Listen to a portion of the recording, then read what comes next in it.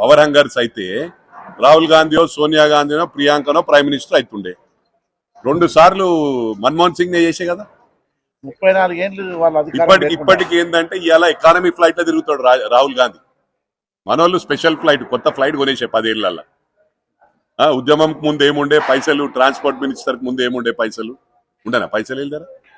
నేను చెప్పింది ఉట్టికి కాదు, రబ్బర్ చెప్పులు అనేది ఉట్టికి కాదు. మనోడు జైరాబాద్ లా పాలిటెక్నిక్ చేసిండు, అక్కడికి వెళ్ళి మాసప్ ట్యాంక్ ట్రాన్స్ఫర్ చేసిన. అప్పుడు ట్రంక్ డబ్బా రబ్బర్ చెప్పులే, తర్వాత వెల్ మాస్టర్కి వచ్చింది ఆడ ట్రంక్ డబ్బా రబ్బర్ చెప్పులు.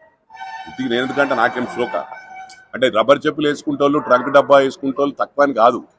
అప్పుడు అట్లుండే, ఇప్పుడు ఎట్లా వచ్చినాయని అంతే అక్కడ క్వశ్చన్. దానికి ఏం చిన్నతనం కాదు, డిగ్నిటీ ఆఫ్ లేబర్. ఏ పని నేను కేటీఆర్ కూడా ఎందుకన్నా డిష్ వాషింగ్ చేసిన అమెరికాలని. మరి అటువంటి ఇలా లక్షల కోట్లు వెళ్ళిపోయారు. ఫామ్ హౌస్లు, ప్రతి మాల్ల పార్ట్నర్షిప్, ఇవన్నీ మనం గమనించాలి కదా.